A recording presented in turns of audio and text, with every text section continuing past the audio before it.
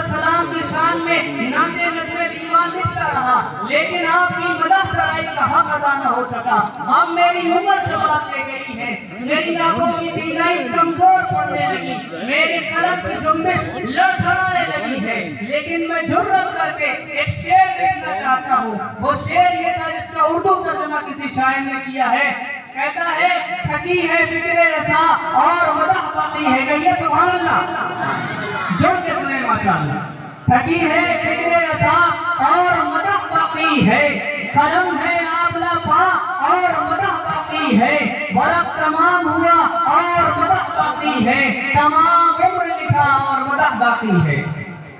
میرے نبی کی شان میں یہ روز اول سے قصیدے پڑھے جا رہے ہیں۔ اسی شاعر نے یوں کہا کہ کیا ہو بیان ایسے پیغمبر کی شان کا، کہیے سبحان اللہ، نعت پڑھی جا رہی ہے۔ کیا ہو بیان ایسے پیغمبر کی شان کا، لمحوں میں طے کرے جو سفر آسمان کا۔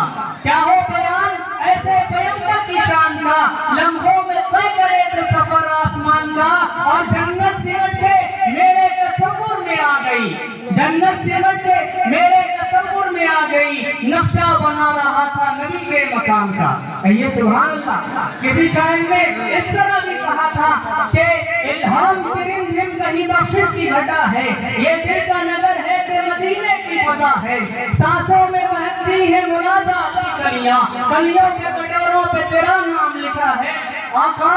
ماشاءاللہ، یہ محبتیں ہیں۔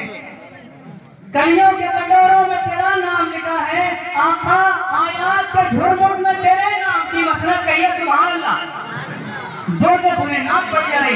آقا، آیات کے جھرمٹ میں تیرے نام کی مسند، والضحا تیرے نام کی مسند۔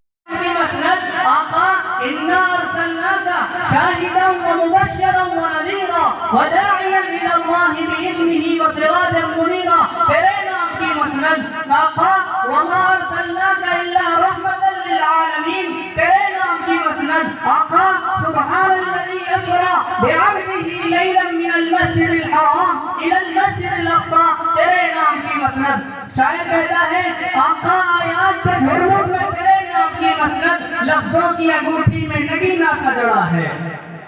اب کون حد حسن طلب سوچ سکے گا، اب کون حد حسن طلب سوچ سکے گا، کونین کی وسعت تو کہیں دست گواہ ہے۔ اور آخری شعر کہ خورشید کری راہ میں بھٹکتا ہوا جگنو، مہتاب کنارے سے نقشے کبھی کا ہے، کہ آقا رگ رگ نے سمیٹی ہے تیرے نام کی فریاد، رگ رگ نے سمیٹی ہے تیرے نام کی فریاد، جب جب بھی پریشان مجھے دنیا نے کیا ہے۔ اور اس طرح کے اشعار آپ علیہ السلام کی شان میں پڑھے جاتے رہے ہیں۔ تمام واردوں نے اپنا قلم اٹھایا، اللہ کے نبی کی شان کو بیان کیا، آخر میں اگر یہ کہنا پڑا کہ لا یمکن الثناء کما کان حقہ بعد الصورہ بزرگ، تو یہ قصہ مختصر، لہذا ہمیں حقیقت کا اعتراف کرتے ہوئے نعت النبی صلی اللہ علیہ وسلم پڑھنے کے لیے ہم دعوت دے رہے ہیں اپنے استاد محترم جناب حضرت مولانا قاسم صاحب غفرانی دامت برکاتہم العالیہ کو اس شعر کے ساتھ کہ میری مٹی میں ہے کچھ خاک ان کے آستانے کی، پہلے سے کہہ دیجئے سبحان اللہ، پیچھے والے کہیں گے پورا شعر سنا جائے گا، سبحان اللہ ماشاءاللہ۔ میری مٹھی میں ہے کچھ خاک ان کے آستانے کی، زمانہ اب کرے ہمت میری قیمت لگانے کی۔